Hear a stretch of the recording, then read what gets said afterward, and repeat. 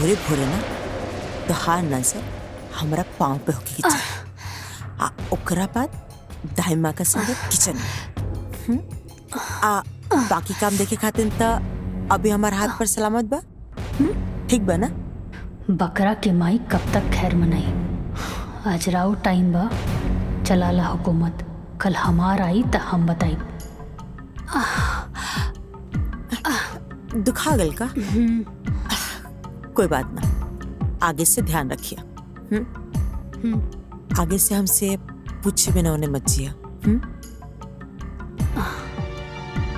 काहे सासू माँ, भूत प्रेत के वास बाकाऊ में? जितना बोलल जाता ना उतने सुनल करा। ढेर दिमाग लगावे का जरूरत नहीं है। ठीक बना? आपन दिमाग मत चलावा, भीतर जा। लेकिन रउआ नागिन ना, रउआ बानी आस्तीन के सांप। जे पालेला उहे के रउआ डसेनी।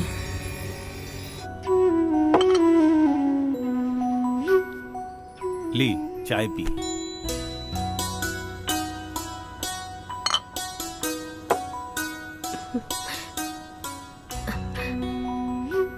दीदी, ई लोग के पास कोनो पैसा वैसा नहीं के। 2 लाख के झारखंडी कार से आइल बाड़े लोग।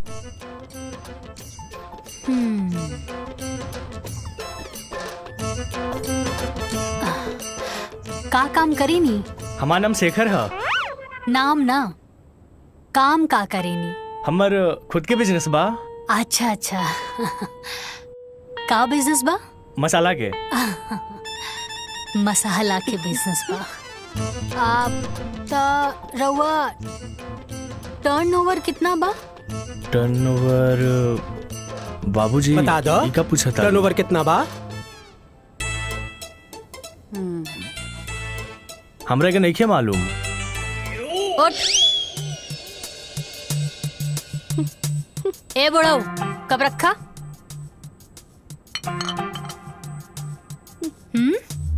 धोखेबाज। अरे ई लोगन के ना बाबूजी कोनो बिजनेस नहीं खे, ना मसाला के ना कुछ। अरे हमके तो लागता कि आटा के चक्की भी ना बा इन लोगन के लगे। ई लोगन के जब टर्नओवर के मतलब नहीं खे पता तो ई लोगन के का मालूम बा। और अभी ले तू लोग बैठल का बाड़ा, उठा उठा। अरे बाबूजी लड्डू ले ली। अरे निकला यहाँ से, निकल बाहर। चला। तू तो बेइज्जतियां करवा देला। चला। अरे बेटी, ई का कइलू तू? अरे बाबूजी, एक नंबर के फटीचर आदमी बाड़े और के लेके आयल रहे ऐसा रिश्ता। हाँ, अरे कामधारी काका। ई कामधारी काका के पास भी ना कोनो ढंग के काम नहीं खे। जैसे वो फटीचर बाड़न ना, वैसे ही फटीचर रिश्ता भी लेके आवेलन।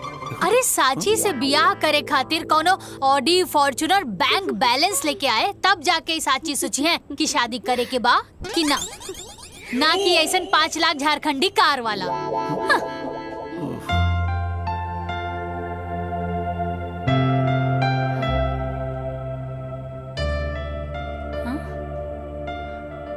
प्रणाम। नमस्ते।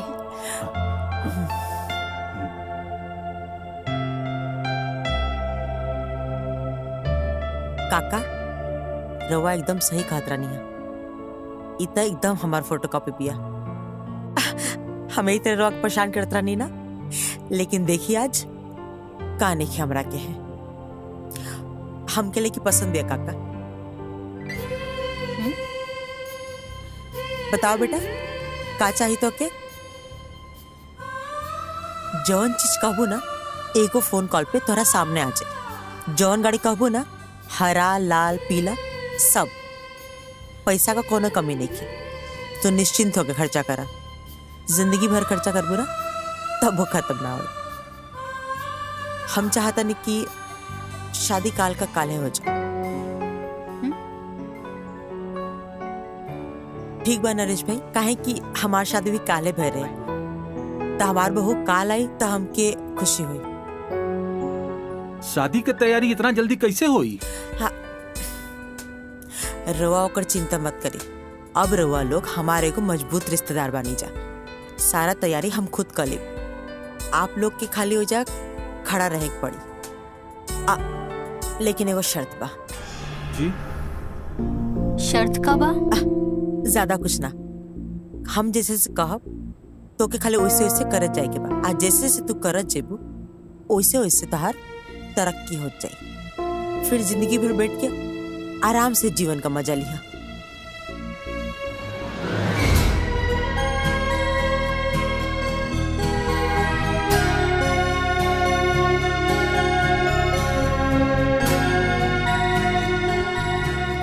कुछ कम होता बता दे जा।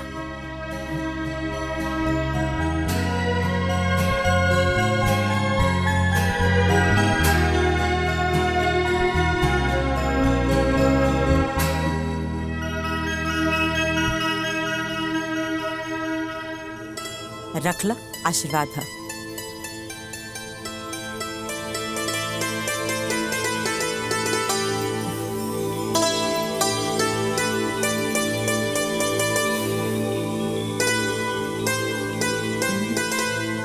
अब तो शादी तय हो गई। हाई लीजा मिठाई पूरा मोहल्ला में बंटवा दीजिए। ठीक बैठे, आज्ञा दीजिए। खुश रहा। चला।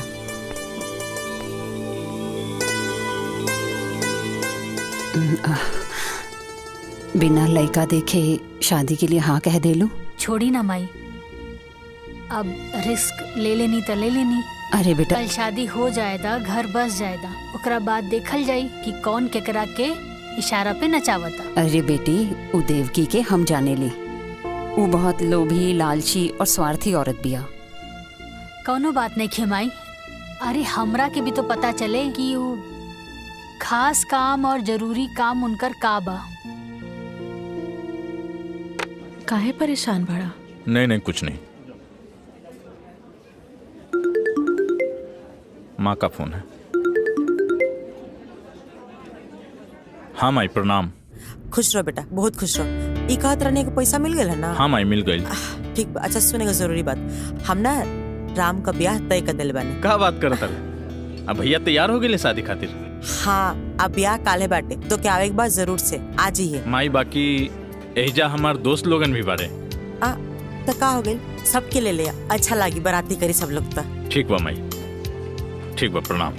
हाँ चल, खुश रह बेटा। का बोल रही है मम्मी? राम भैया के शादी तो फिक्स हो गई बा। अच्छा। हाँ हमनी सब के चले के बा बारात में। पर पापा? या तहर पापा तो ऐसे भी हमनी के शादी ना होके दी है। तो चला हमार दुनिया में।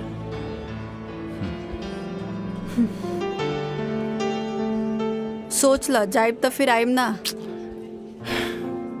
कोनो बात नहीं के, जे हो के हम देख ले। पक्का? पक्का। का जीजा जी, राम भैया कहाँ बड़न? अरे होइए कहीं हैं? आ तू सुनते सुनते पहुंच गए यहाँ तक। हैं? राम राम छिया छिया। कोची राम राम? मतलब साफा एकदम हाया शर्म सब घोर के एकदम पी गई बड़ा। ससुराल में आके अब बिना काम के ससुराल में खाता शर्म नहीं के आवत? आ तू तो बड़का पहाड़ तोड़ता ना। अरे तो हम जाके नौकर हैं, हम काम करे नहीं। देखत नहीं खी कि दिन भर कितना काम करता रहा। साथ में राम के दोस्तों हैं। ई कमाल शरीर है, फूल के गुब्बारा हो गई बड़ा। अरे मर्दाना शक्ति जगावा। आए एजा से औरत के लेके निकला ठंडे ठंडे। बात करो तोड़ा। देख अभी देख नाश्ता आई गर्मा गर्म। ये लेके आई, ये लेके आई। अरे हमर मेहरारू लेके आई। अच्छा। बैठा चुपचाप। ऐसा बात बा, मतलब दीदी तोरे खातिर नाश्ता बनावे गई बड़ी। हाँ हम देखत बानी। हाँ तो देख ली। देख ले। आ गई ले राम भैया। मटरू। हाँ बैठा बैठा। सामने से ढूंढा तानी, कहाँ बड़ा तुम? इनका के जरा सा समझावा। ई सब काम धाम छोड़ के इस ससुराल में पड़ल बड़े, यही जा खात बड़े, यही जा पियत बड़े, शर्म वरम सब खत्म हो गए। तू तो पहाड़ तोड़ता। काहे जिया जी के परेशान करत ताड़ा मटरू? छोड़ दी। ठीक देखा आ गई। देखा नाश्ता आ गई। खींचा। तू बैठा बैठा बैठा बैठा। अभी तो कहत रहला हमार डर से खाना बनावे, नाश्ता बनावे। दीदिया कहाँ कुछ कहत रहनी, कहाँ कुछ कहत रहनी। वाह भाई वाह वाह। हे भगवान, हे भगवान। नाश्ता लो, नाश्ता करो।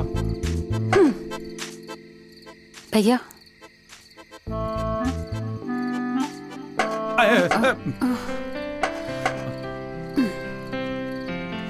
प्रणाम। खुश रह।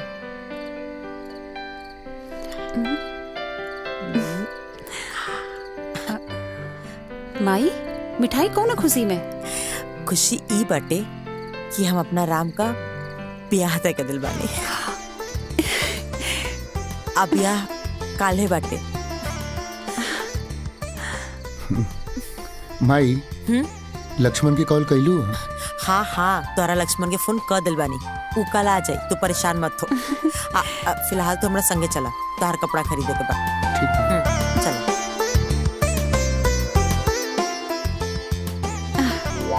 हाँ, खाए में तो तेज बढ़ले बड़ा, लपेट ला। ए दीदिया, इनकरा के चुप करा रहे, बिना मतलब के, न काम के, न काज के। ज्यादा मत बोली, मिठाई खाई। ब्याह तय हो गई, हमरा के केहू कुछ बतेबे न कइल। कबो कबो तो संदेह होला कि हमहू ई घर के दमादे न हई, हैं कि कुछ और है। बतावा, अभी कुछ कामो न कैनी है, आ कल बियाहो बा, न कपड़ा सिलवनी आ न कुछ खरीदारी करनी।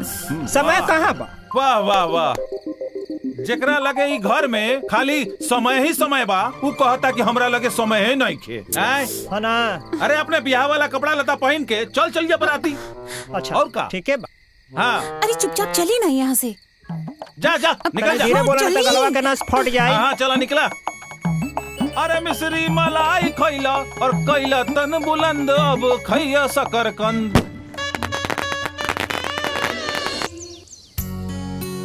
दाइमा ली, राम आओ को दुल्हन का आरती आप उतारे।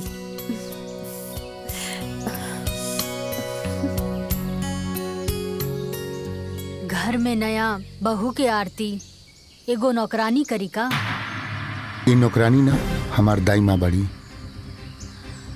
दाई माँ मतलब नौकरानी ही होला ना? दाई माँ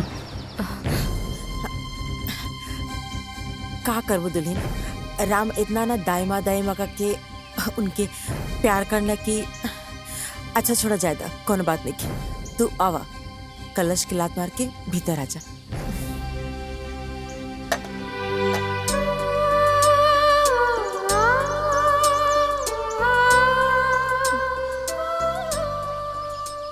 ला, दुल्हा दुल्हन खातिर दूध भी आ गया। आप सब भौजी के परेशान न कर, ठीक है? अरे दीदी, हमनी भौजी के परेशान न करता नहीं, हमनी तो जान पहचान बनावे आइल बानी। का जीजा? माई माई। अरे काहे परेशान कर दसन, चल जा सन, आजो का आराम कर दसन। जा पार्टी कर सन। हाँ, शुभ काम में देरी कैसन, पार्टी मनावला ढेर दिन हो गइल बा। चला। हाँ, रवा की तो यही सब में मन लागत। हाँ, चलो चलो चलो चलो चलो पार्टी मनावे। चला। दुल्हन हाइला, दुल्हन तहर मुंह दिखाई।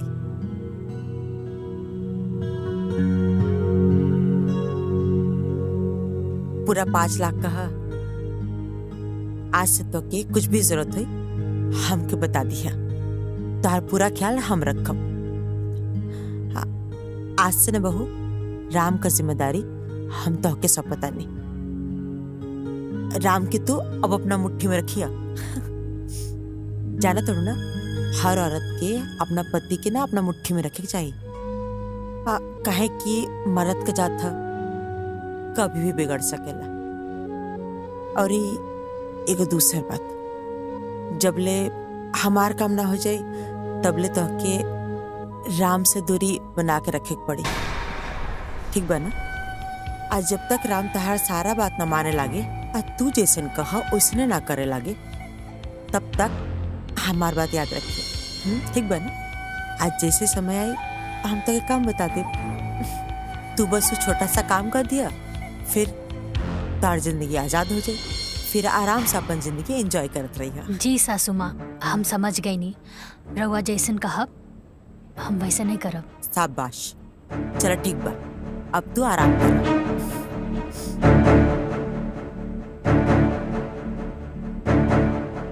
कैसन माई बिया जे अपन बेटा के ही अपन पतों से दूर रखे के बात कर दिया। बियाह त लोग घर खानदान बढ़ावे खातिर करे ना लोग। खैर, हमरा के का करे के बा, जे हुक्म चलावे के बा चलावे दा।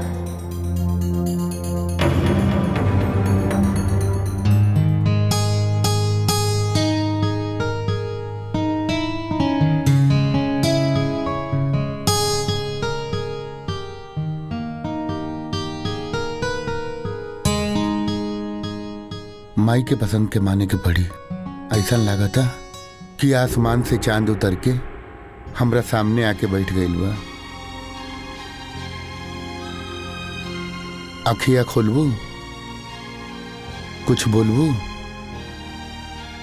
या पूरा रात अखिया बंद करके ही बिता देबू? अखियां एक शर्त पे ही खोलब। का शर्त बा? पहले रहुआ हमरा के वचन दी। ठीक बा, हम वचन देता नहीं।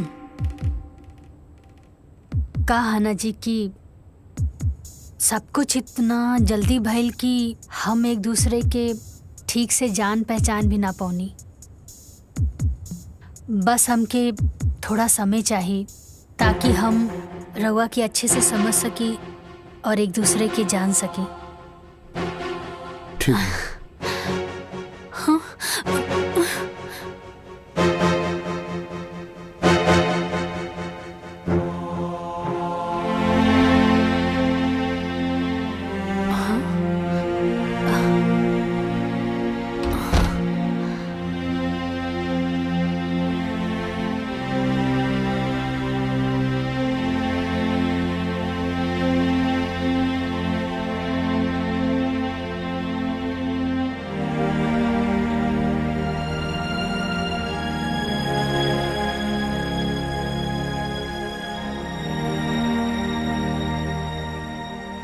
हमरा के माफ कर दिया। थैंक यू भगवान जी। रवा तो हमरा के सब कुछ दे देनी, बस कुछ दिन के बाद बा, ओकरा बाद हमने के एक हो जाई। हाँ।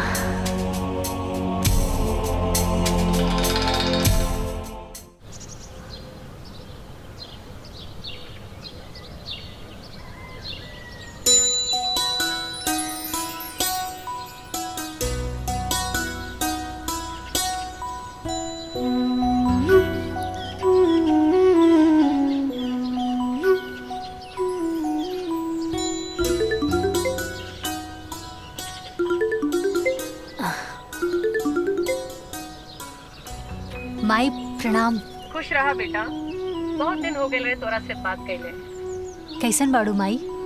हम एकदम ठीक बानी बेटिया, तू बतावा। हाँ हाँ सब ठीक बा, हम हो ठीक बानी। और साची तोहर सास कैसन बिया? माई सासू माँ तो बड़ा रहस्यमय बाड़ी, का कहेली का सोचेली वो खुदे समझेली। सुन बेटिया, हम तोरा के पहले भी बतैले रहनी, नजर रखिए ओकरा पर, बहुत खतरनाक बिया उ। अच्छा ये सब छोड़ा माई, ये बतावा कि बाबूजी कैसन बाड़े? ठीक बा बेटा। पूछत रहले कि साची के फोन आयल कि ना? ठीक बा माई, अब हम फोन रखा तानी, बाद में बात हुई। ठीक बा? ठीक बा।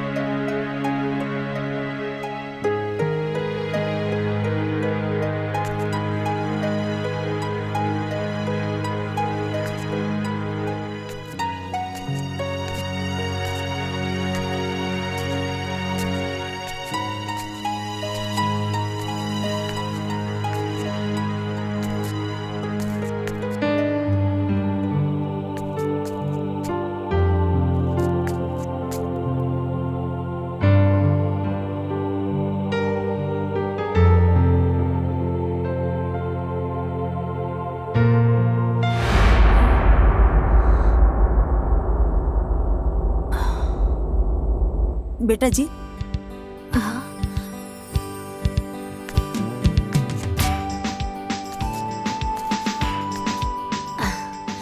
बोली ना सासू माँ। धन देख के ऊपरे ताकत रहबो का? माई बाबूजी संस्कार निखर सिखौले। सॉरी।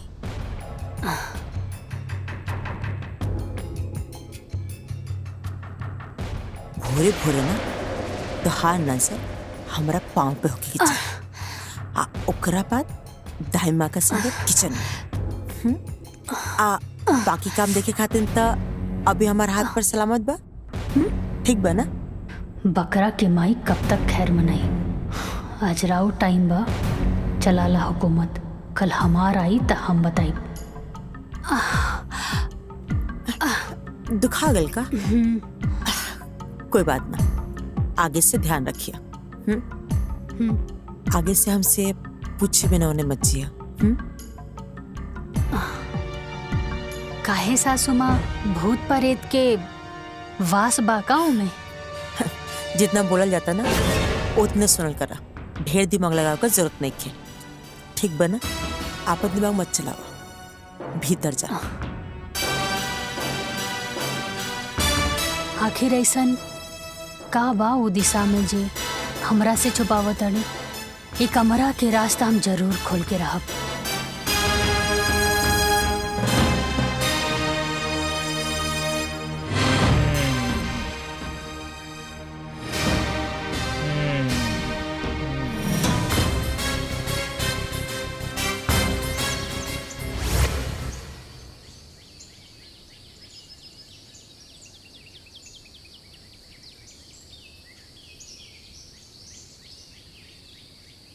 भौजी तने एक मिनट।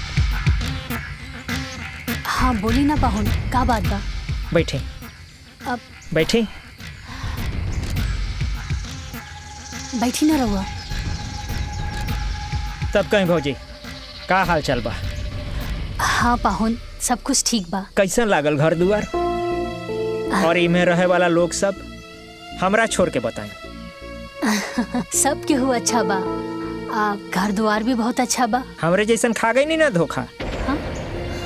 एहिजा के लोगन के चेहरा गोर बा, बाकी दिल काला। हमरा दिल बिल्कुल साफ बा, गोर बा।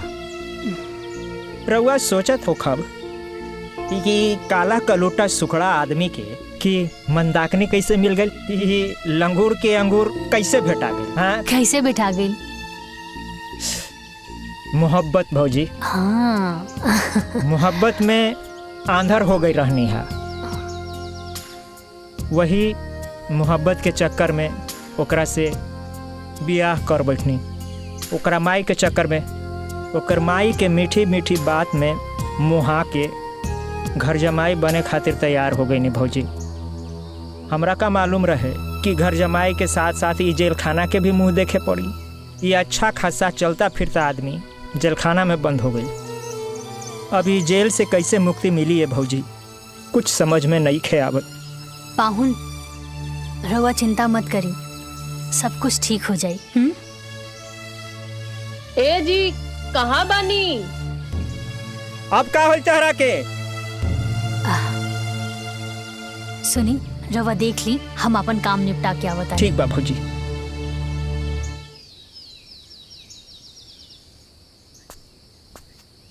अरे प्रिया, अभी तक तू तैयार ना भइलू?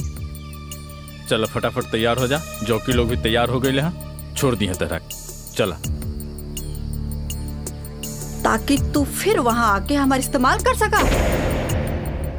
एक बात कान खोल के सुन ले लक्ष्मण, तहार झांसा में बहुत आ गई नहीं। अब यहाँ से हम कहीं न जाए।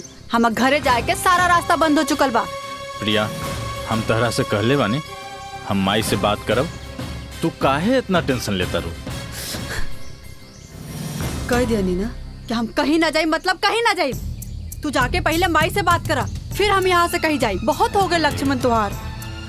हम कहनी है ना बात करब, तू समझत काहे नहीं खूब? बस ठीक बा। ये बात सुनत सुनत हमके 5 साल बीत गए। अब बहुत हो गई। अब तुहार हम एक भी बात बर्दाश्त ना करब। तू जा अपन माई से बात करा और सारा बात क्लियर करा, तब हम यहाँ से कहीं जाए। वरना तू भूल जा कि हम कहीं जाए। अब तो तुहार भाई के शादी भी हो गई बा। ठीक बा, ठीक बा, ठीक। दिमाग अपन शांत रखा। अभी तैयार हो जा फटाफट। वहाँ जौकी लोग तहर इंतजार करत हुई हैं। तू तैयार हो जा फटाफट। हम जा तनी माई से बात कर। तू निकला, ठीक बा?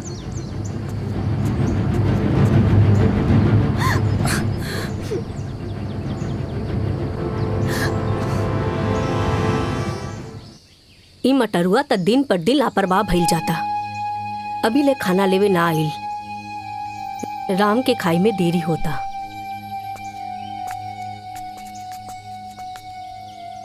दाइमा रवा केहू के इंतजार करतानी का? मटरुआ अभी ले ना आई। राम के खाना खाई में बहुत देरी हो जाई। अरे दादी हम ले जाके टिफिन दे देतानी। लाई।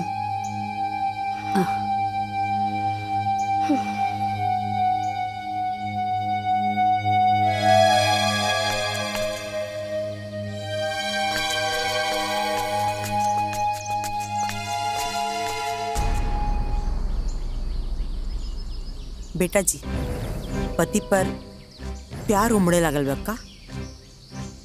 सासू माँ रवे तो कहले रानी ना कि अपना पति के मुट्ठी में करे के बा। बस ये सब उहे के प्रयास बा। शाबाश, ई भइल ना बात। कहा तो का चाहिए? हमके तो बस राउर आज्ञा चाहिए। ठीक बाटे, आज से राम का टिफिन तू ही लेके जेबू। जल्दी जा, वो तो के गोदाम में भेटैया। अनाज जाए के समय होता ना। ठीक बा, और ये हमार बात याद रहे। जा। जी सासू जी।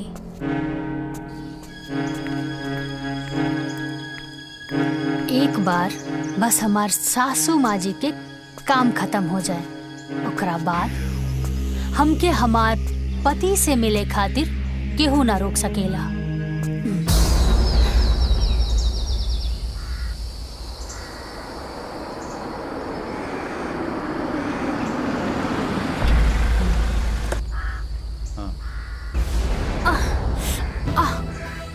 आराम से उठो, बिल्कुल आराम से।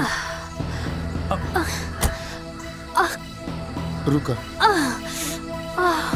हम डॉक्टर के बुलावता नहीं।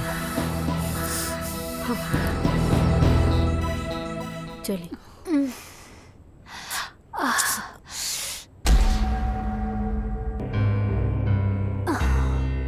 मामूली चोट है, चोट की वजह से बुखार आ गया है। मैं दवाई लिख के दे देता हूँ, आप मंगवा लीजिएगा, सुबह तक ठीक हो जाएगा। धन्यवाद डॉक्टर साहब। मटरू। हाँ माँ जी। ये डॉक्टर साहब दवाई लिख के देता ना, जाके ले ले यहाँ। और डॉक्टर साहब के भी बाहर तक छोड़ दा। ठीक बा। ए जीजा, साथे चलो। तू रहेला तो हमरा थोड़ा ठीक लगी। हम कहे जाई? हम कहीं रात के बहरा आई जाए लेना। ये कुल तहरा वजह से भइल बा। तू जा। हमरा वजह से? सरऊ तू समय पे टिफिन लेवे आ जाता तो ये आज भौजी के संगे ये ना होखी। हाँ जा। तोरा भाई। मटरू चुप, जाके चुपचाप दवाई लेके आओ। और आप सब भी यही जब भीड़ के लगा कोनो जरूरत नहीं के, जाके अपन अपन काम करी जा। जाई जाइए। चलिए डॉक्टर साहब, चलो चले। दुल्हन तू आराम करा, कोनो चीज का जरूरत हुई तो दाई माँ के आवाज दे दिया। जी सासू माँ। ठीक बा माई।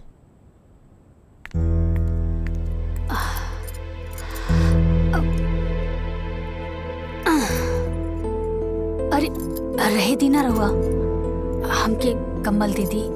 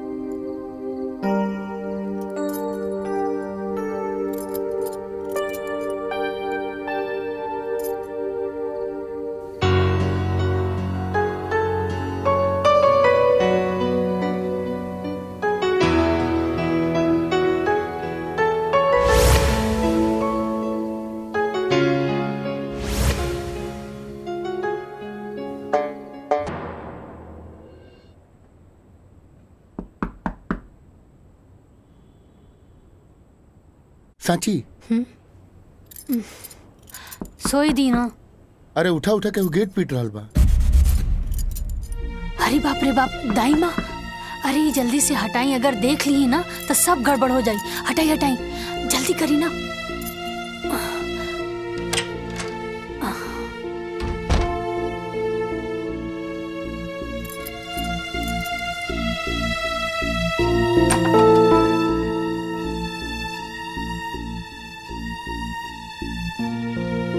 अभी ले तू लोग सुतल बाड़ा जा। ली चाय पी ली। दाई माँ, एक छोटी सी गलती की वजह से रउआ अभी ले हमरा से नाराज बानी। आपन बेटी समझ के हमरा के माफ कर दी ना। हम तो तोहके ओ दिने माफ कर देने रहनी हा, तोहसे भला काहे नाराज रहब। तू तो लक्ष्मी बाड़ू ही घर के। जल्दी से तैयार हो जा, काहे की मालकिन 2 दिन खातिर बाहर जाए वाली बाड़ी। अच्छा ठीक, बहुत काम बा, हम जाता नहीं। हाँ।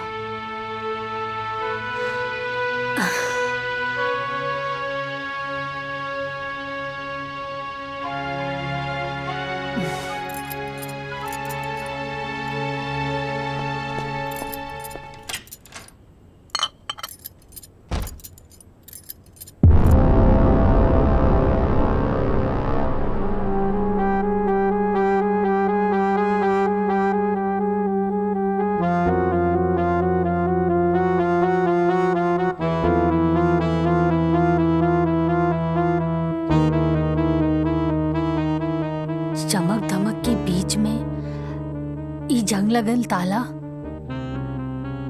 कहीं कमरा में कोनो राज तो दफन नहीं खे।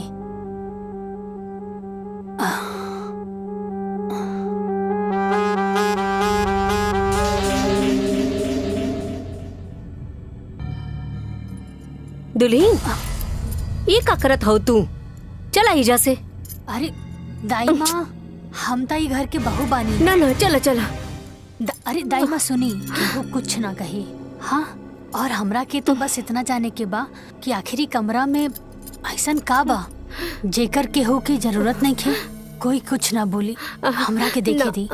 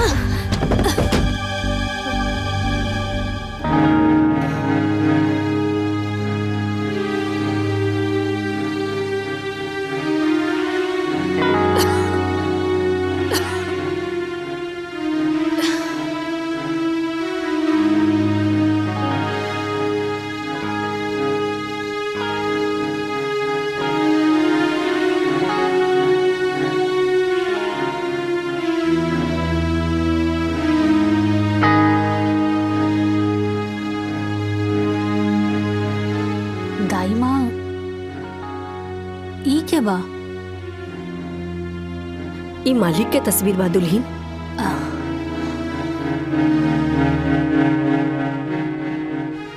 घर के मालिक और ऐसन जगह पर?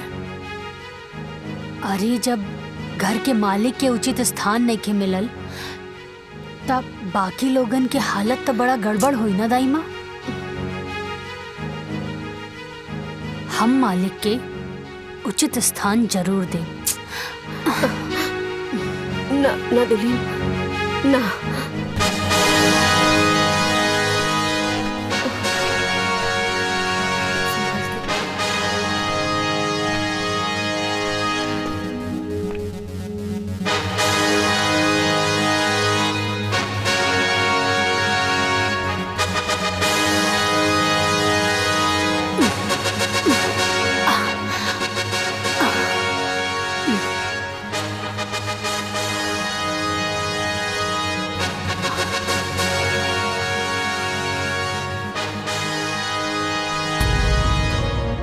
दाई माँ, अब देख ला, घर के मालिक के उनका उचित स्थान मिल गई। एक काम करी, ई पेंटिंग के हटवा दी यहाँ से, ठीक है? ठीक बा दुल्हन।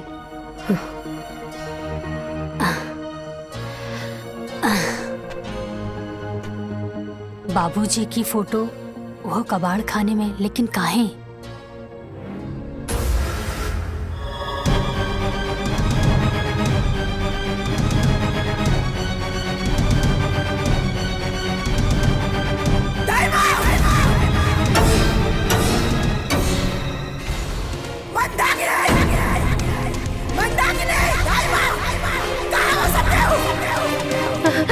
हाँ मलकिन, कहाँ भाई माई?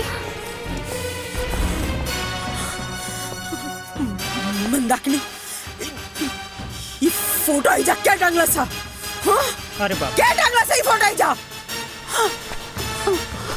पता ना भाई। हाँ? अरे ये फोटो का हाथ गोड़ा था, आपने आग टंगा दिल हाँ? हाँ? ठाकुर साहब के फोटो ता हम ही लगौनी है। तो इतना हिम्मत? हाँ? केकरा के लगा? अपना हद से ऊपर उठेगा ना, कोशिश मत कर, ना तो ऐसा पर कतरब कि तू दोबारा उड़े लायक ना बच भी। समझ में आ गई?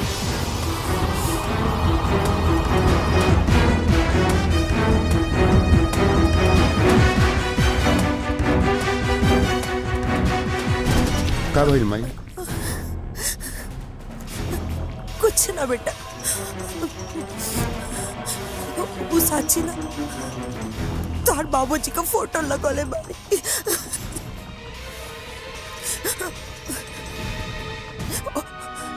वही खातिर शाबाशी देत रहनी है।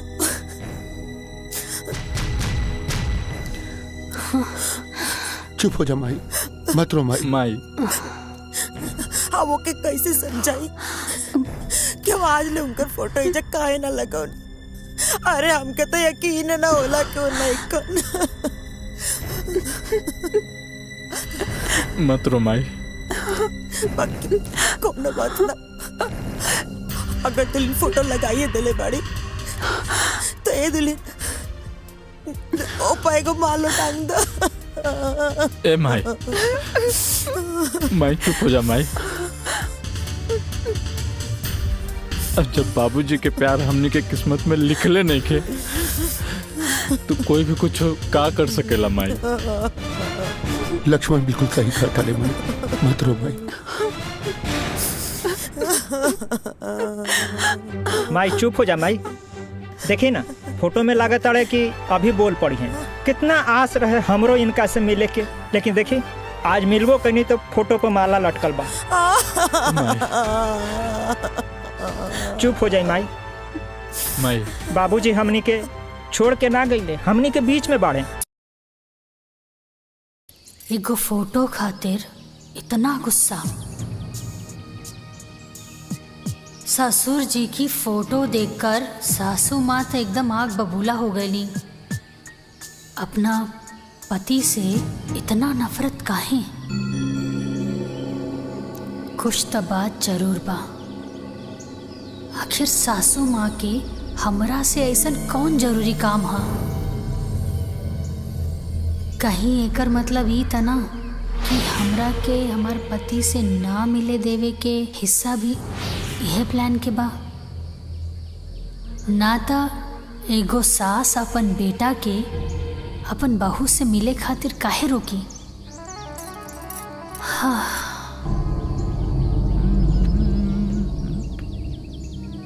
भाभी, भाभी, भाभी। अरे देवर जी आई। का भाभी, भैया के याद आवता का? ना ना देवर जी, ऐसा कोनो बात नहीं खे। तो फिर इतना स्ट्रेस में तो पहले कबो ना दिखात रहन। का बात बा, तबीयत ठीक बा ना तोहार? हाँ देवर जी, तबीयत ठीक बा। कहाँ बानी? जाई, राउर फ्रेंड बुला रहल बिया। जी आवत।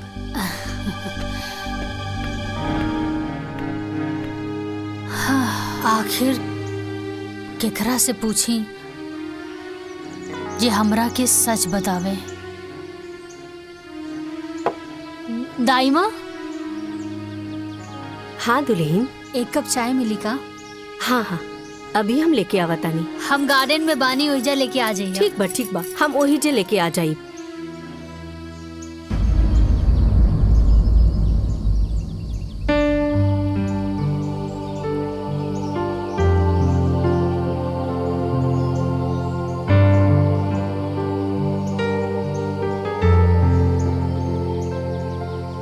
दुल्हन। हाँ। हाय चाइला। लाई दाइमा।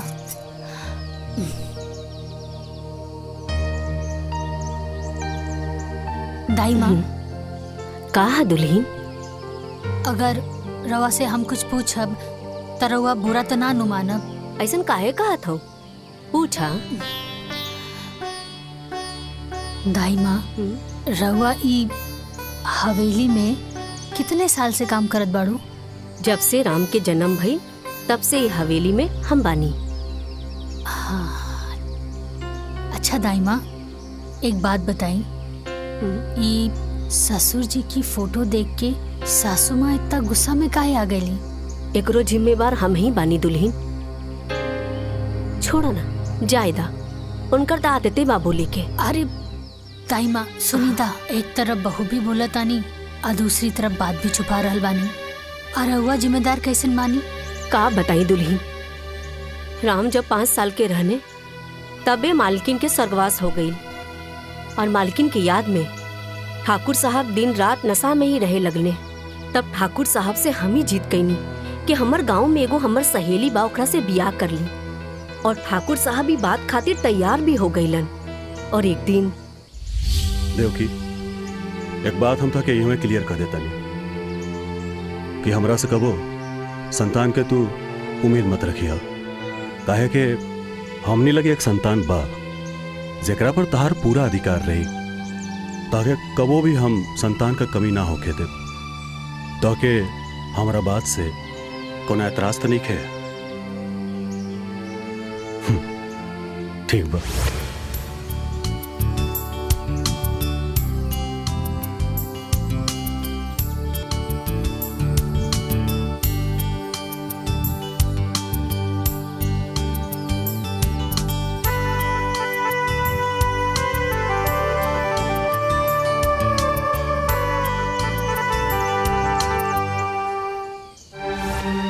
फिर का भइल? ठाकुर साहब जी के साथ का भइल? ठाकुर साहब के तो बड़ा दुख भरल कहानी बा दुल्हन। फिर देवकी के जीत के आगे ठाकुर साहब हार गईले। देवकी, कौने धर्म संकट में डाल देलू? हम तो से पहले ही कहले रहली नु कि हमके और बच्चा ना चाहिए, और फिर कहता नहीं कि एकरे बारे में ना सोचा। ठीक बा ठाकुर साहब, हम भी अभी ना जहाँ था देवकी, दाएं ने खबरदार, जन्मर एक बात कहलू। ठीक बा, तू जैसन कहबू उहे हुई, पर भगवान खातिर मरे के बाद मत करो।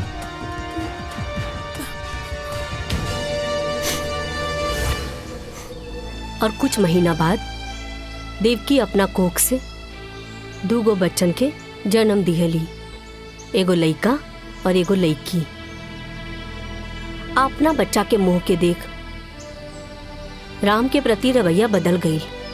ठाकुर साहब भी देख के बहुत दुखी भइले और हमरा से एक ही बात कहले कि गीता, हम ई बियाह कइके बहुत बड़ा गलती कर देनी, लेकिन कोनो बात ना बा, हम ई गलती के अपना जीते जी सुधारब। और एक दिन वकील के बुला लेने।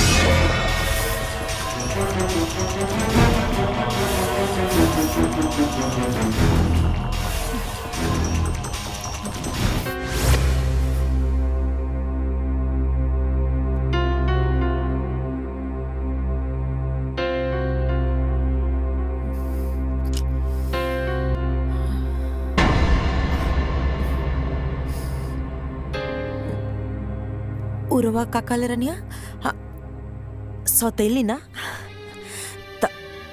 तब जब रवा हमके सौतेली कहिए देले बानी तो अब हम रवा के बताई कि सौतेली का होले।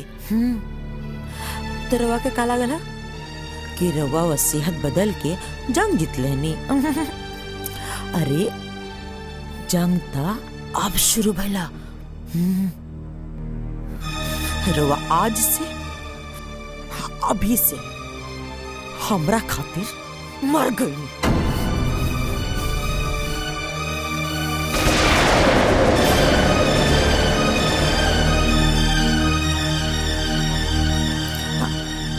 रवा के का लागल ई जो एक्सीडेंट भइला वो इत्तेफाक रहला।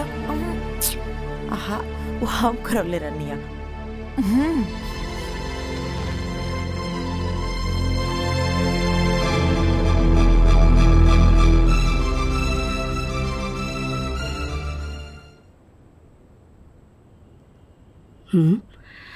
अरे मालिक कहाँ गए? हाँ हाँ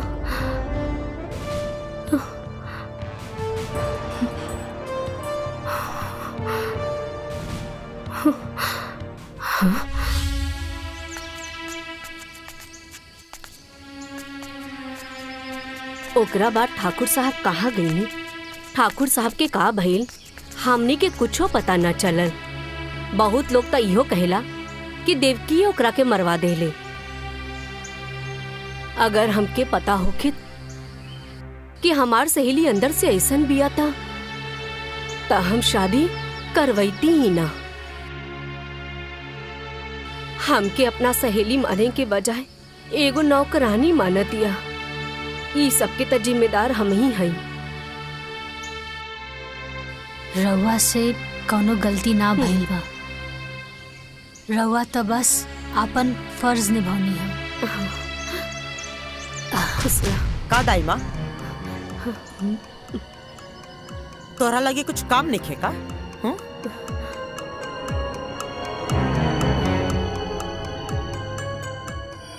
ए लड़की तू रुक।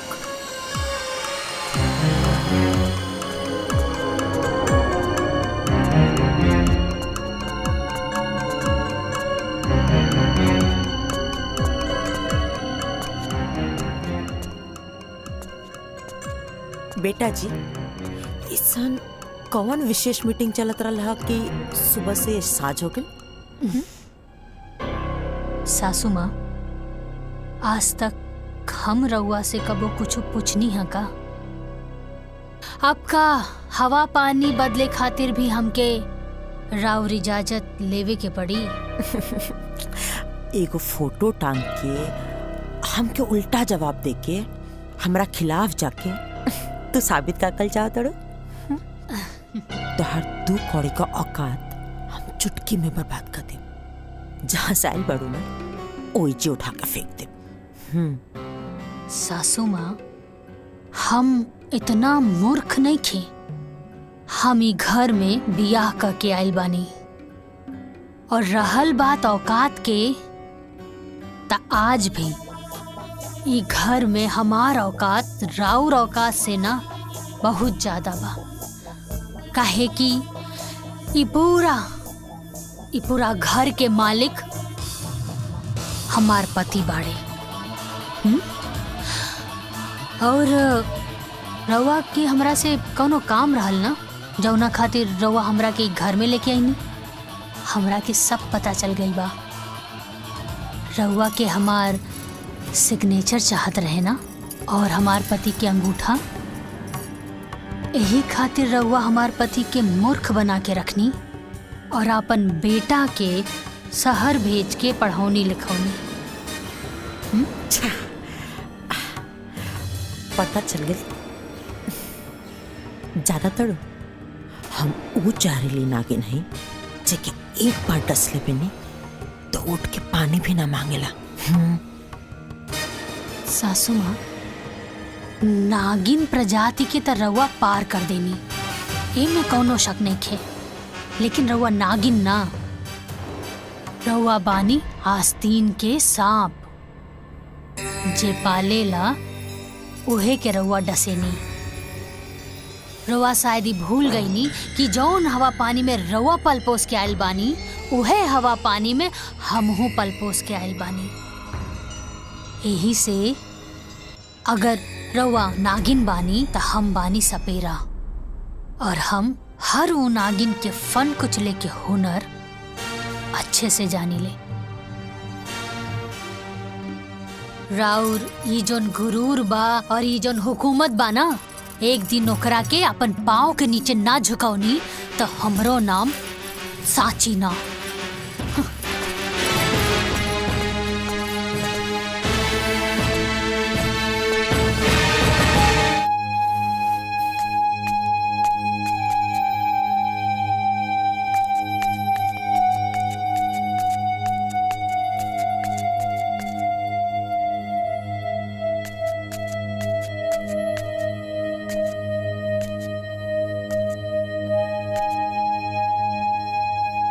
भौजी सुनी ना, 1 मिनट सुनी ना।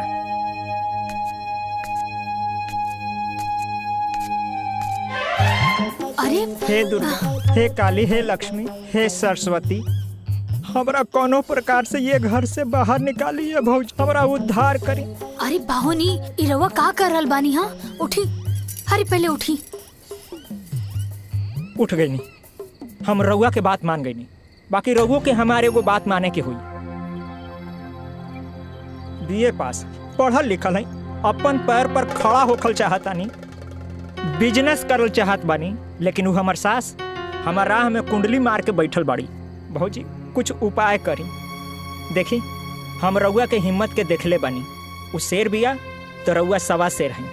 कोनो प्रकार से हमरा ये घर से बाहर निकाली है भौजी। You are iron lady. भौजी की जय।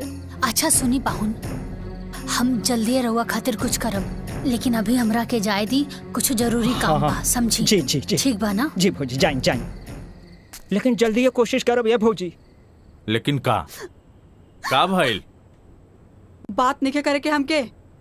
अरे लेकिन कुछ बताइबू कि का एक बार कहा तेने की बात नहीं करे के तो नहीं करे के, तो के एक ही बात बार बार बताए पड़ी, समझ में नहीं क्या हम का कहते नहीं। जा तू यहाँ से। अरे का हमार बात सुना, काहे इतना गुस्सा? लक्ष्मण घर में एला कितना दिन हो गए, तू का के लेके आयल हमरा के कि भैया के शादी होते ही तू माई से बात कर लेबा। अब तो भैया के शादी भी इतना दिन हो गए, तू का चाहता रहा तोहर घर में हम दोस्त बन के रही? तहर जब मन करला तू मस्ती करे आ जाला। अरे इतनी बात माई से बात करला हमारे शादी के लिए, और तो के माई से बात करे में इतना काहे डर लगा था? तू ना बात कर सकेला तो बोला हम बात करी माँ जी से। तू हमार बात सुना, तू इतना हड़बड़ात काहे बारू? सही वक्त आते ही हम माई से बात करब। बहुत हो गल तोहार, ये बात सुनो सुनो हमके 5 साल बीत गई। अब तू जा यहाँ से, हम कहने क्या बात करके, तू जा यहाँ से। सुना। अरे वाह, ये तो कमाल हो गई। देवर बाबू शहर से डिग्री ना बीवी लेके आयल बाड़े, और ये खबर से घर वाले बेखबर बा। हरी तो ब्रेकिंग न्यूज मिल गई साची। आई सासू माँ बता बतानी। मलकिन नाश्ता में इतना देर? हाँ लेके आ बतानी। यहाँ कोई नाटक मत करिए, ओके? पीछे लड़ियाल चला तारू। यही जा बैठी ना, यही जा बैठी।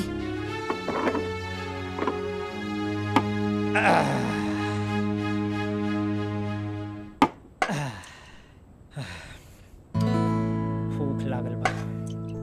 हटी। प्रणाम माई, माई बहुत भूख लागल बा, खाना दा ना। दाई माँ हमरो लावा। दाई माँ रोटी दा। आज कुछ चटपटा नहीं खे बनल बा का? आए का मेहमान जी, कुछ खुशखबरी आवे वाला बा का? जौन चटर पटर खाए के मन करता। सारा वो तहरा से मुँहे लगावल बेकार बा। हाँ ठीक कहला।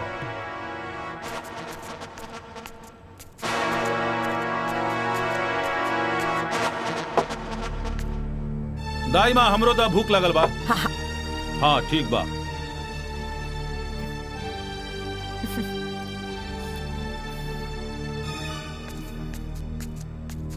रहुआ उठी, ऊपर बैठ के खाना खाई। पर हम तो बचपन से ऐसा ही खाता रहल बानी। अरे 10 साल पहले तो शादीशुदा भी ना रहनी ना। माई के राज में रहुआ नीचे बैठ के खाना खावत रहनी है, अब बीवी के राज में रहुआ ऊपर बैठ के खाना खाई। आई ठीक बात, जा जा।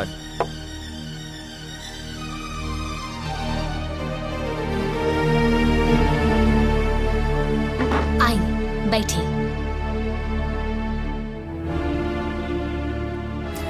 हाँ राम, एजे बैठ के खा लो।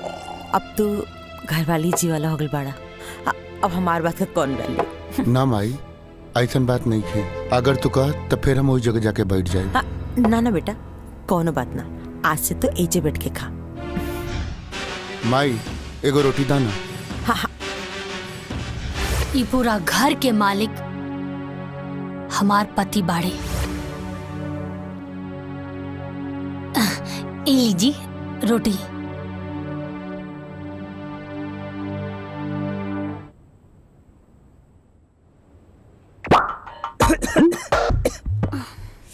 कितना तीखा भाई सब्जी।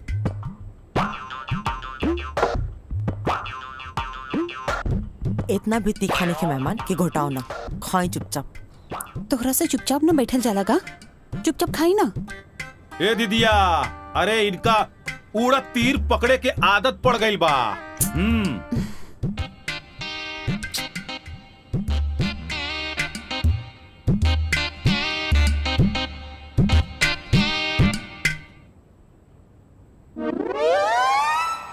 देवर जी, प्रिया राउर सिर्फ फ्रेंड ही बिया या फ्रेंड से कुछ ऊपर? अरे हमार कहे के मतलब है कि फ्रेंड ही बिया तब तो ठीक बा, काहे से कि अब राउर उम्र भी हो गल बा बिया करे खातिर। ता हमनी के गांव में लड़की ढूंढल जाए का, काहे से कि हमार गांव में ना बहुत सुंदर सुंदर लड़की बिया। का सासू माँ? बहू तो के लक्ष्मण का चिंता करेगा कोनो जरूरत नहीं है, अभी होकर माई जिंदा भी है। हम आप सबसे कुछ कहल चाहता नहीं। हम और लक्ष्मण 3-4 साल से लिविंग रिलेशन में बानी जा, तो आपके कोई और लड़की ढूंढने की जरूरत नहीं है। हाँ माई, प्रिया सही कह रही बिया।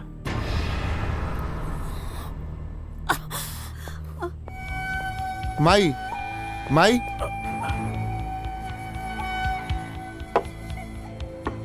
लक्ष्मण लक्ष्मण, जा जाके माई से तू माफी मांगा। भैया तू हो चला ना। ना हम न जाए, तू जाके माफी मांगा। ठीक।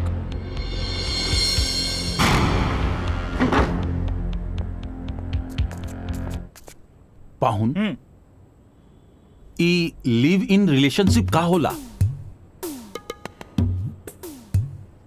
वो जो शादी से पहले होला ना, वही होला। मतलब आजकल के जनरेशन के पता ना का हो गइल बा, शादी ब्याह के झंझटे से एकदम खत्म। बाप रे बाप, ढेर कलयुग आ गइल बा। हमरा खाए दो। ढेर बात बोल, अब चुपचाप बैठी ना। दीदिया का कहती है सुना।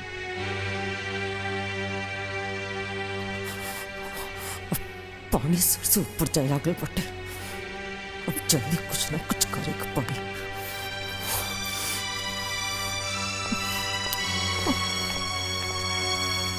माई माई, ए माई, नाराज बारी का? नाराज काहे होई?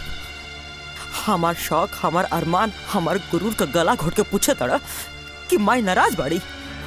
अरे 3 साल से ये बात हमसे छुपा के रख ली। आज जब बतावे का बेरी आई है, जाके दूसरा से बोल ले हा, तो उन्हीं का ठान के रख ले बड़ा संगा कि हमार अरमान पर पानी फेर कर हम बसन। माई हम रोज हिम्मत करके तरह से कहे के चाहत रहनी, बाकी मुंह तक बतवे ना आवत रहे।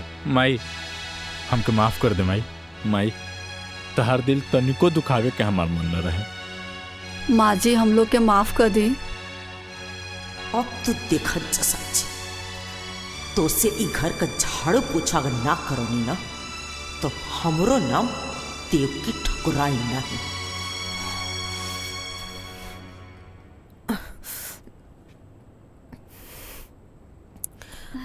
प्रिया तो हमके शुरू से पसंद रही बुद्धू।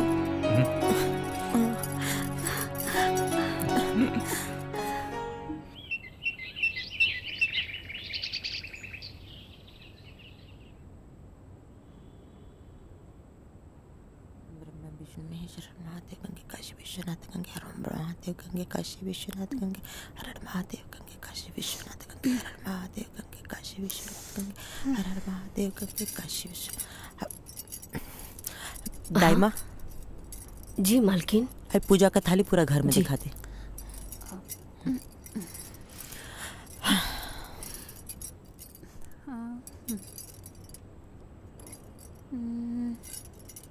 प्रिया बहू।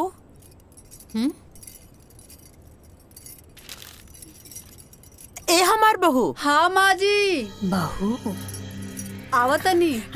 निक लगा था ना।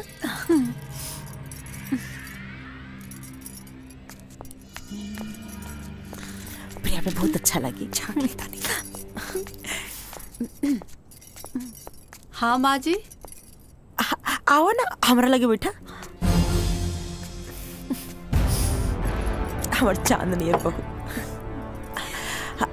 अब देखा प्रिया, तू हमके पहले तो कुछ ना बतौलू तो हमके ढंग से स्वागत करे के भी मौका ना मिलल।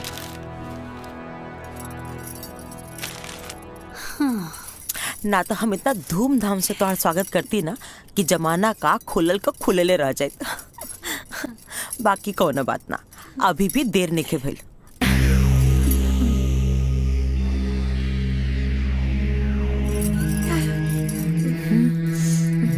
ये हमार खानदानी हारा। तब तक तू एक पढ़ना आ धीरे धीरे ना हम तो के ई घर का गार्जियन भी बनाते।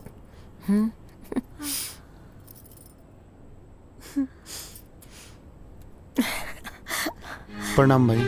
खुश रख। लक्ष्मण। हाँ माई। प्रिया का मम्मी पापा जी के ना संदेशा भेज दो कि हम हम लोग से रिश्ता का बात कर चाहते नहीं। माई हम तरह से बोले के भूल गई नहीं। प्रिया के माई बाबूजी हमेशा खातिर छोड़ के चल गई ने।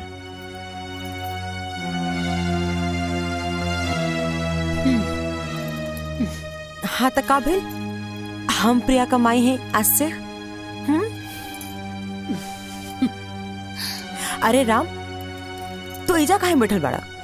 जाके पंडित जी के बोल दा तहार छोट भाई का ब्याह तय हो गइल बा। ठीक बा माई, हम जाके अभी पंडित जी के बुला के लावतानी। सांची तू हो जा, माई के काम में हाथ बटावा। जी हाँ सांची। अरे हमरो के केहू कुछ बताई कि हमरा का करे के बा। हमहू ये घर के दमादे हैं, हमरा का करे के बा। शादी ब्याह के माहौल बा, ज्यादा कूदी ना। चली तैयार हुई। चला चला, एकरा में घबराए के कौन बात बा। चला।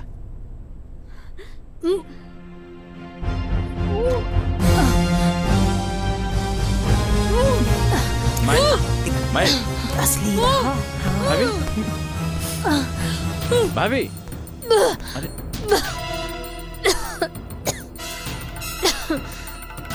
अरे तो खुशी देख के मुंह बनावतिया।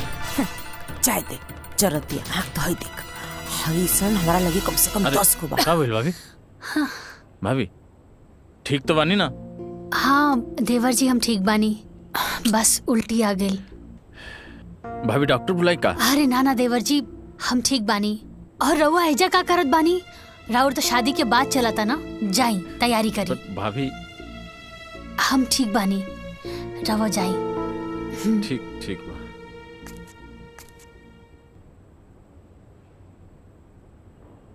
हाँ।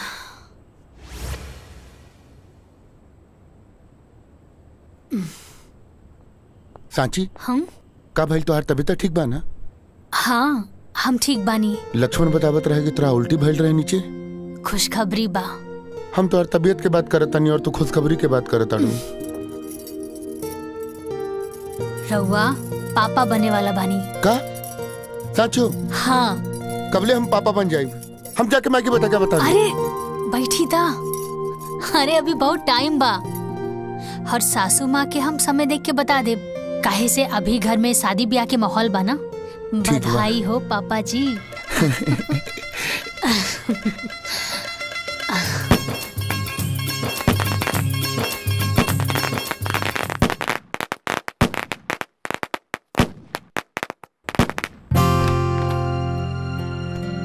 प्रिया, हम आवतानी भाभी के देख के।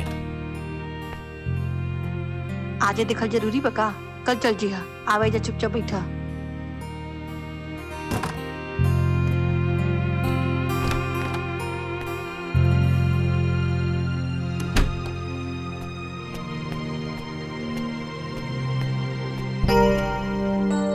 का भइल भाभी? ठीक तो बानी न रहुआ? तबीयत ज्यादा खराब हो गई बा लगता। भाभी कहीं तो हम डंडार हेल्थ में कॉल करके डॉक्टर से अपॉइंटमेंट ले ली। अरे नाना देवर जी, हम एकदम ठीक बानी और ये सब करे के कोनो जरूरत नहीं खे। और रवा एजा का कर रहल बानी? जाई, प्रिया इंतजार करत हुई। अरे ना भाभी, पहले हमरा खातिर रहुआ लोगिन बानी, ओकर बाद प्रिया। हा लक्ष्मण, तू टेंशन मत ला, हम बानी नु। तू जा, प्रिया तहार इंतजार करत हुई। अब देखिए, जा जा जा, रहुआ सब लोगिन ठीक बोला बा। तानी, बाकी मन न करता यहाँ से जाए के। जाई देवर जी, इंतजार करत हुई। ठीक बा।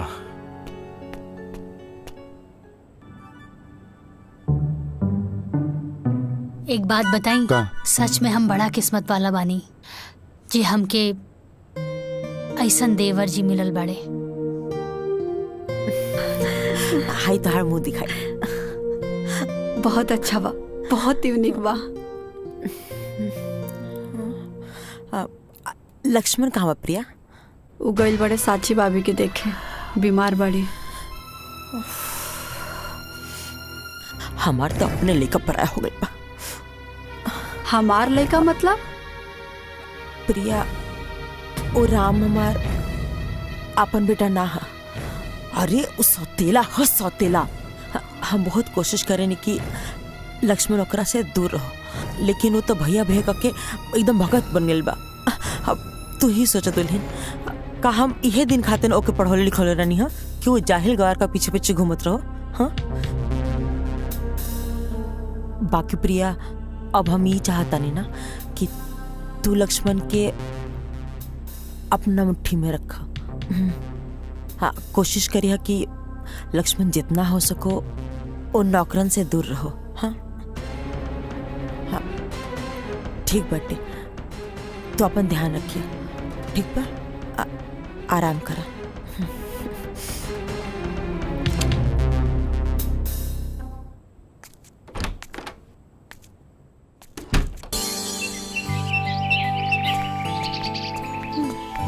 पूरा काम हो जाता।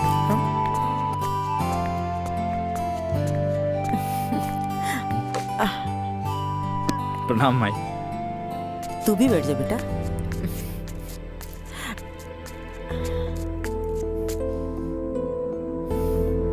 प्रणाम भाई। प्रणाम भाई। दामाद जी सुबह से दिखत ना रहनिया, कहीं व्यस्त रहनिया का? थोड़ा काम रहे, इनकरे साथे तो रहनी। जीजा जी हमरे साथे रहले हम आई। काम सही चलता ना? हम आई ठीक चलता।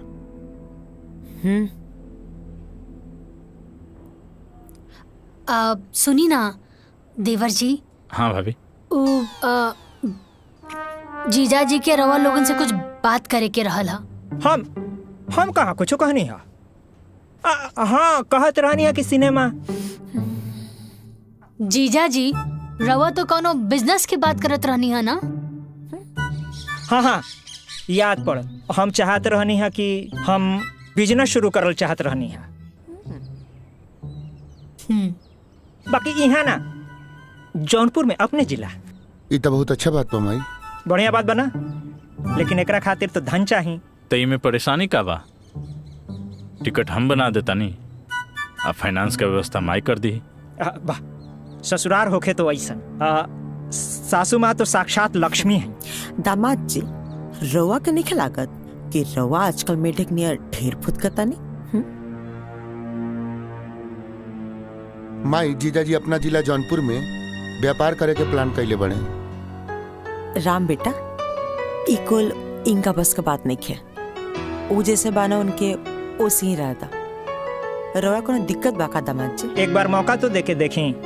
हम मौका पे चौका ना मारब तराउर दामाद ना। माई जब जीजा जी इतना कॉन्फिडेंस में कहा ताड़े तो एक बार मौका देला में का दिक्कत बा माई? हाँ माई, अब जब भैया भी कह रहल बारे तो जीजा जी के एक मौका देवे के चाहिए हमनी के। ठीक बा, अगर सब करी है इच्छा बात तो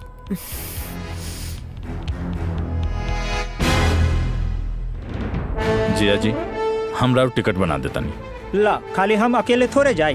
अब बिजनेस बा तो नया नया बिजनेस शुरू करब तो हिसाब बखरा खातिर कोई तो चाहे न। साथ में मंदाकिनी जी हैं तो काम आसान हो जाए। अरे हाँ, जीजा जी तो एकदम ठीक तक कह रहल बाड़े। अब देखी ना, सासू माँ ससुर जी के गैला के बाद ये पूरा हवेली के खानदान के बिजनेस अकेले संभरले बानी। कुल हिसाब किताब अम्मा जी अकेले देखत बानी। और हमनी के भी देखी, हमनी कैसे पूरा अपन ससुराल के जिम्मेदारी उठावत बानी। अब अगर मंदाकिनी जीजा जी के साथ में जई हैं तो उनके बिजनेस में बढ़ोतरी होई ना। का अम्मा जी सही कहा तानी ना? तो ठीक बा जिया जी, हम दोनों जना के टिकट बना देता नहीं। हाँ देवर जी कर दी।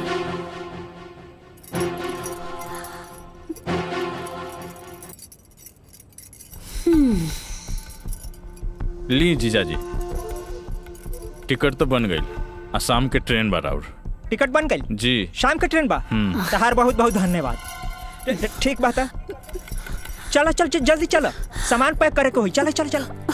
अरे सुनो ना, सुनो सुनो, चल चल जल्दी चल। चला ढेर मानी सामान बिखरल हुई, सबके समेटे के हुई। चलो चलो, अरे चला ना, चलो चल चल चल चला चला। प्रिया, हाँ जा तू हेल्प करा। ठीक बा। हम मठू के बोलैले आवतानी। भैया हम भी चलता नहीं। आओ चला जमाई।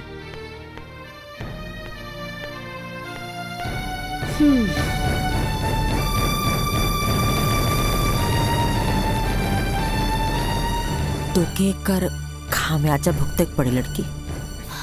भोगी तो अब रउआ सासू माँ, और देखत रही कैसे एक एक करके सब के होके रउआ से दूर कर दे।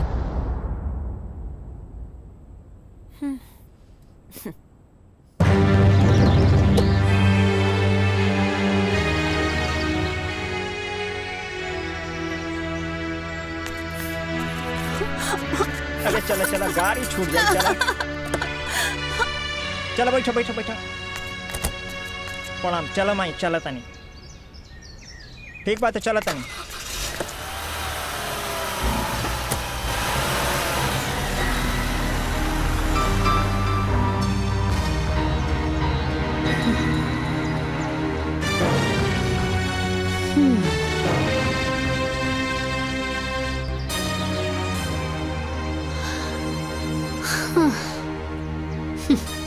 मटरू रुको रुको रुको।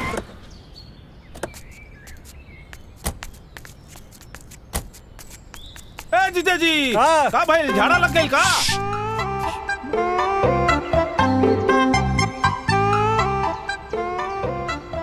हे भगवान, हमरा ससुरारी के रास्ता के मुंह ना देखे के पड़े।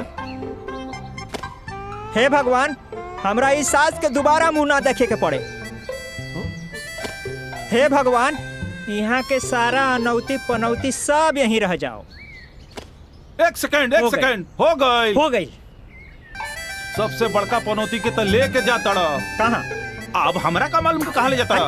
चलो चलो चलो, ट्रेन छूट जाई महाराज। चलो चल चल चल चल चलो।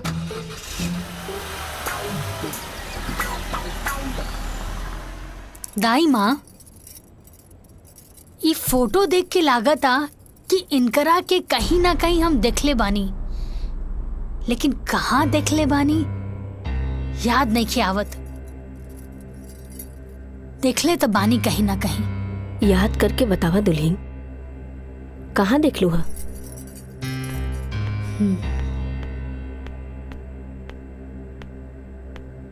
दाई माँ, एक कप कॉफी मिली का? हाँ अभी लावता नहीं। ठीक बा।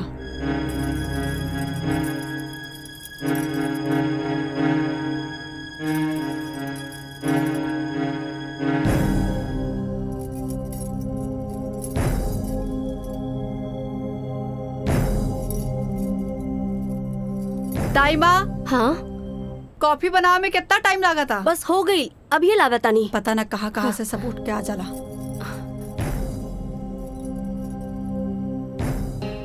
इला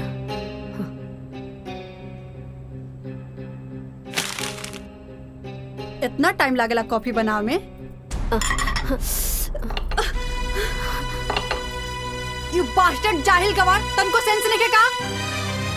दुल्हन वो गलती से गिर गई। प्रिया, तमीज नहीं के का कि अपने से बड़ से कैसन बात कल जाला? अरे कम से कम दाई माँ की उम्र के तो लिहाज रखा। लिहाज आप करी, काहे कि आपके नौकरानी और मालिक के बीच के फर्क नहीं के पता। अरे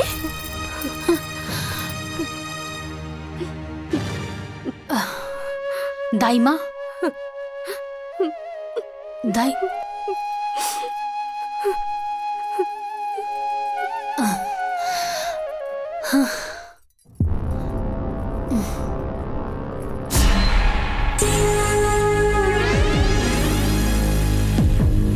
अच्छा,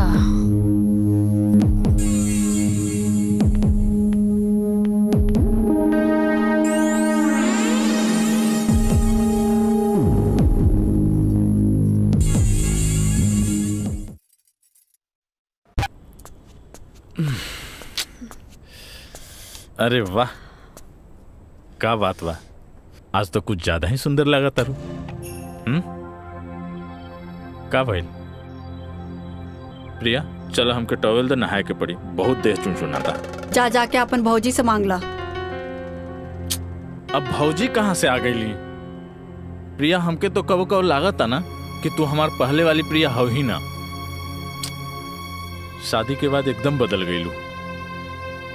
अरे चलो भाई टॉवेल दा, देह नोचता। देह नोचे चाहे माथा, गवार वाला काम करे में बड़ा मजा आवेला ना। गवार मजदूर के साथ रहत रहत तू मजदूर हो गल बड़ा। अगर मजदूरी करे के लाता इतना काहे पढ़ला लिखला? प्रिया अपना जवान के लगाम दा। का गलत बोलता नहीं, मजदूर के मजदूरे बोलम ना। प्रिया वो हमार भाई है। भाई है तो का गवार है? प्रिया लक्ष्मण,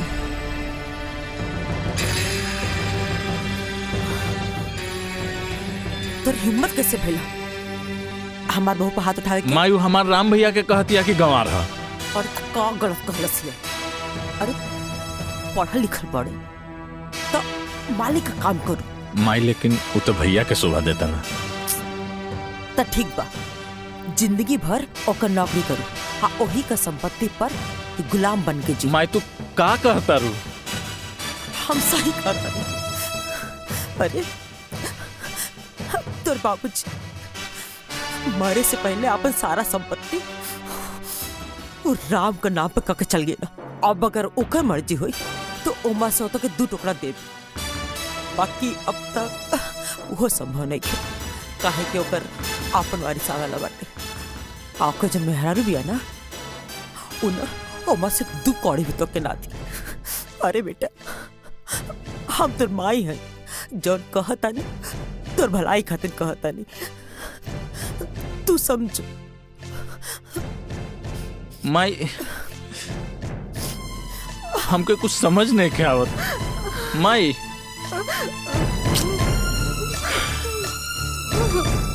का हो रहा बस समझ में नहीं के आती।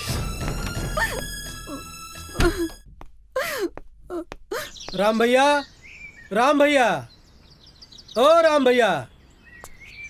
अरे का हो मधुसूदन? ए भैया हमनी चंदा मांगे आयल रहनी जा। अच्छा हम देता नहीं, कितना चाहिए? ना ना भैया, आप भैया रह दी, राम भैया के भेज दी, हमनी को उससे ले लिहल जाई। ठीक बा, भेजा तानी।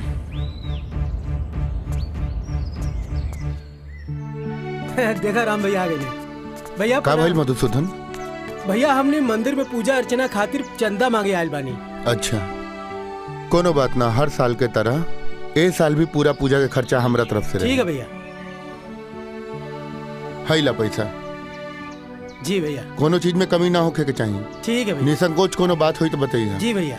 प्रणाम। ठीक बा। प्रणाम भैया। लक्ष्मण का भैया नाश्ता कैला है? हो गई। हाँ मटरू भाई, थोड़ा बाहर जाता नहीं काम से, तू खेते पे जाके पानी पटा ली है। भैया आपन काम ना खुद ही करे के चाहिए। ऐसे भी हमके अभी बहुत काम बा अपन प्रोजेक्ट पे। आई पढ़ाई लिखाई हम खेती गृहस्थी करे खातिर नेखे कहीं ध्यान रखिया। आदमी अधिक पढ़ला लिखला के बाद थोड़ा सा डिस्टर्ब हो जाला का? चुप। छोट भाई बा चल। हाँ चला।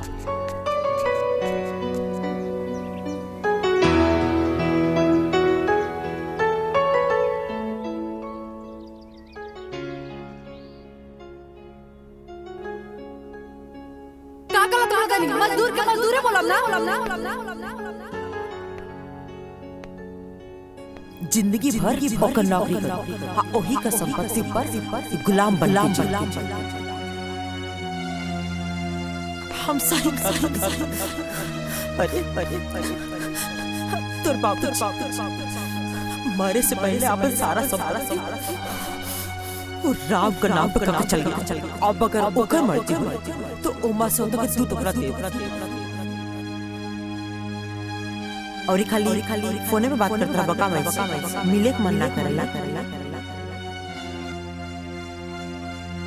तार भैया का जन्मदिन भी आवे वाला बाटे, हो सके तो समय निकाल के आ जाइए। अगर मजदूरी करे तो इतना काहे पढ़ना लिखला?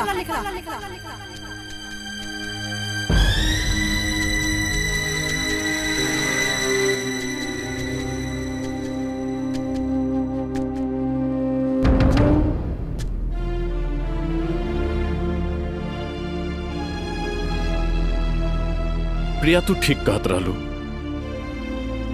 हमार नाम के एक भी पहचान अपन गांव वाले के सामने नहीं है। तो के हम उहे न समझात रहनी। हाँ अब सही समय बाटे अपन मुट्ठी टाइट कर दे, न तो सब कुछ ना रेत का नियर निकल जाई। तो माई ओकरा खातिर का करे के पड़ी?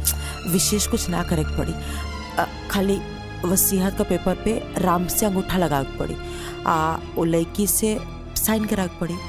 बस पूरा दौलत संपत्ति के सब कुछ के तो इकलौता वारिस हो जाए। ई काम हम आज का आज ही कर दे। राम के तो हम जैसे बोलो वैसे कली, बाकी टेढ़ा खेर बिया लड़की, बाकी जो भी हो आज तो फैसला हो के रहे।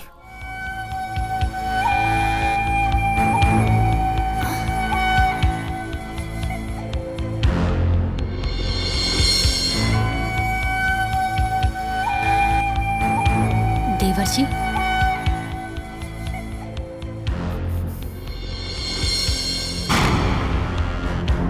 सासू माँ, बहू सवेरे मंदिर गए रहलू, साज का दिया बाती कर तड़ू, बहुत शुभ घड़ी बाटे। तनिक हमार छोट काम कर दो, हाई पेपर साइन कर दो। सासू माँ कौना चीज के पेपर बाई? तो के याद बा तो से कले रहनी, तो से को छोट काम रही, जब सही समय आए तो बता दे। उहे ला वसीयत का पेपर साइन करता।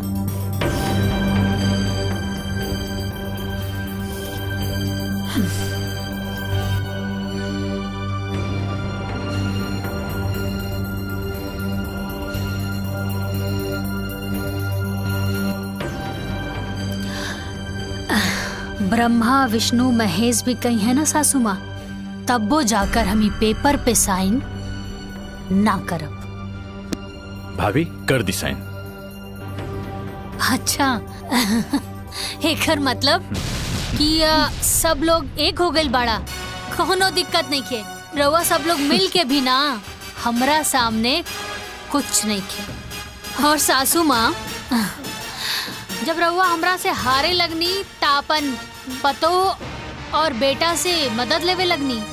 अरे रउआ के कुछ ता शर्म करे के चाहत रहे, हाँ इतना प्यारा देवर जी के मन में भी रवा जहर घोल के रख देनी। अरे छी बार अभी अगर एक शब्द भी और हमार माई के खिलाफ निकलल तो हमरा से बुरा कोई न होई। हाँ हटी देवर जी हटी। भैया अब समय आ गइल बा हुकुम के इक्का के।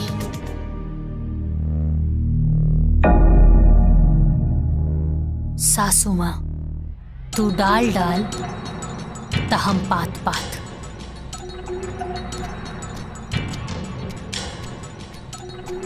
प्रणाम माई। खुश रहो। राम। हाँ माई। माई कहाँ बेटा? ठीक बा। कैसन रहा दिन? सब अच्छा रहे माई। बिजली ना रहे तो सिंचाई ना हो पाएगा। कल हम करवा दे। कोनो बात ना। राम जी माई। से कुछ मांगब तो अपने माई की देबा। माई सब तो तोरे बा का चाही तारा के। आज तक तू हमरा से कुछो नहीं के मंगलू। कुछ चाही नहीं, बस ये पेपर पर तारा अंगूठा चाहिए।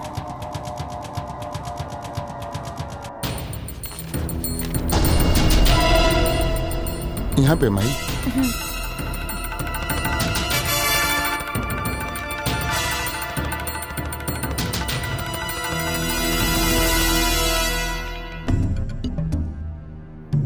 बस बस कहा ने बेटा कि अगर साची के बोल के भी साइन करवा दे तो अच्छा नहीं।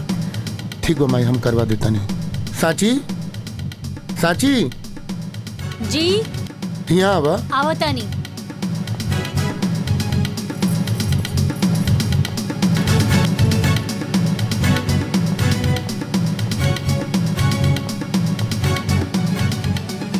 का भाई जी? साची है पेपर पर साइन कर दा। रवा का देनी का? हाँ हम अंगूठा लगा देनी है। रवा भी ना इतना सीधा बानी। ए लेकी हमरा के ज्यादा टाइम नहीं है, चुपचाप जल्दी से साइन कर। सासू माँ रवा गलत जगह प्रयास करतानी। हम कहनी ना कि हम ई पेपर पे साइन नइखे करब और कबो ना करब। साची जिद मत करा, साइन कर दा।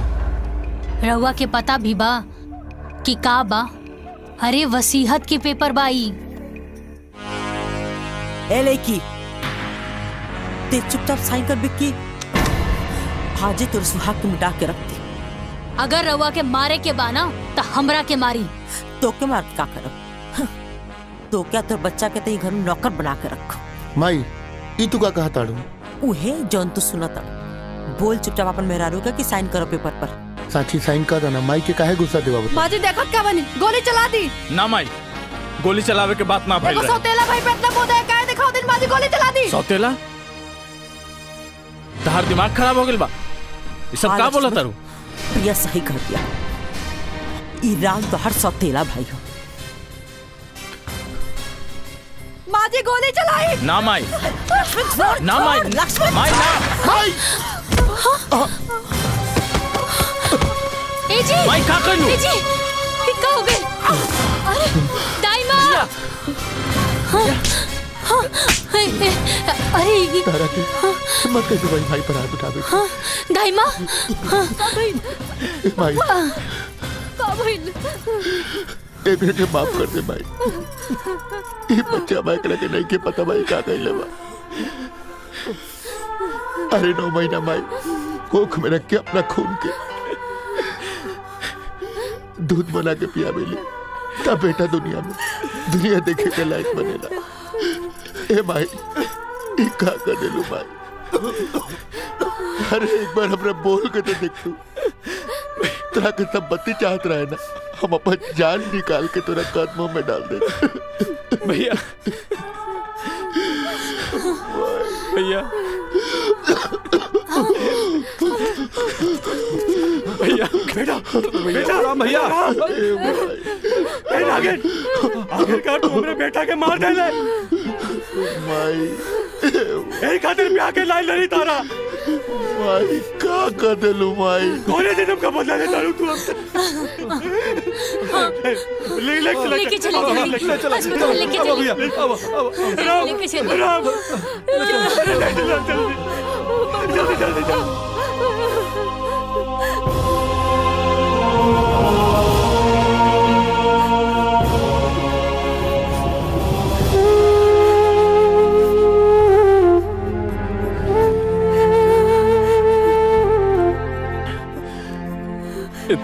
झूठ।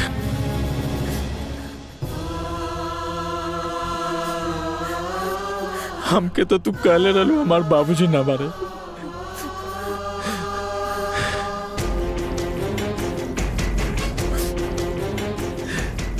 बाकी काहे माई, काहे ऐसन कैलू?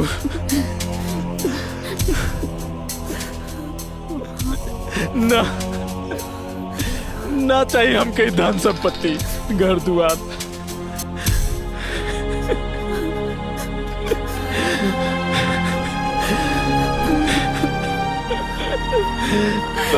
ना चाहिए। माफ कर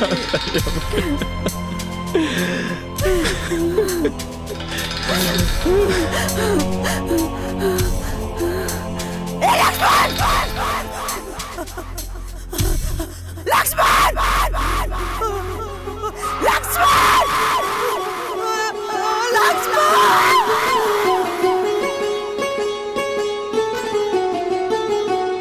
ठीक बानी ना? हाँ हम ठीक बने। आराम बाबू, होश आ गए। लक्ष्मण। हाँ भैया। कैसन बाड़ा तू? हम ठीक बानी भैया, रउआ ठीक हो जाई, सब ठीक हो जाई। हम ठीक बानी। मन में मैल रहल जे भी वो, मन में मैल रहल जे भी वो, सबका मैल धोआइल बा।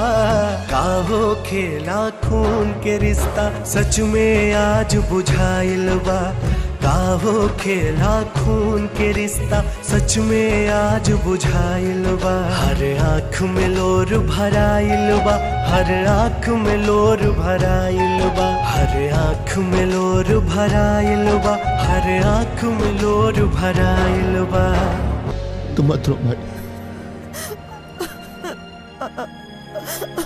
अरे तोरा हमरा से थोड़ा भी नफरत ना होला? हर कोनो बात से कबो हम बुरा मन लिया माई। मत रो माई, मत रो माई। तू माफी मत मांग माई। अगर हमरा से कोनो गलती भइल बा तो हमरा के माफ कर। हम ठीक बानी माई। माई मत रो ना माई, मत रो।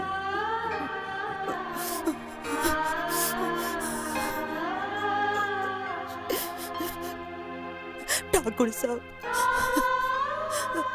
रवा भी हमके माफ कर दी। अरे अरे हम लोग में आके ना अपन फर्ज भुला गए रहनी। हमार परिवार हमके लौटा दी, हमार परिवार हमके लौटा दी ठाकुर साहब। देवकी, सुबह के भूलल अगर शाम के घर आ जाए तो ओकरा भूलल ना कहल जाला। देवकी, गलती हमार है। अगर हम ताके सौतेली ना कहती तो तू सौतेला व्यवहार ना कर तू। लक्ष्मण, माई का चुप करावा। माई तू चुप हो जा।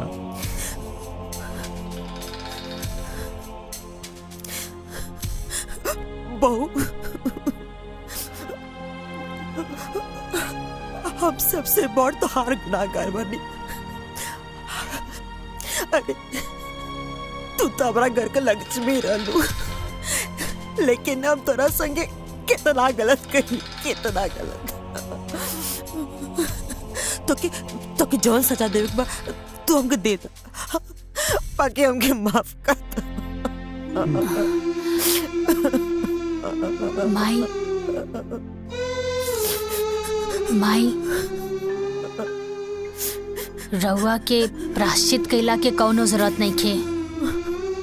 राउर एक एक आंसू ई बात के गवाही देता कि रउआ निश्चल बानी। और माई कहल जाला ना कि अंत भला त सब भला। और सासू माँ, अब सॉरी माई, अब कौनो शर्त वर्त तो नहीं खे ना?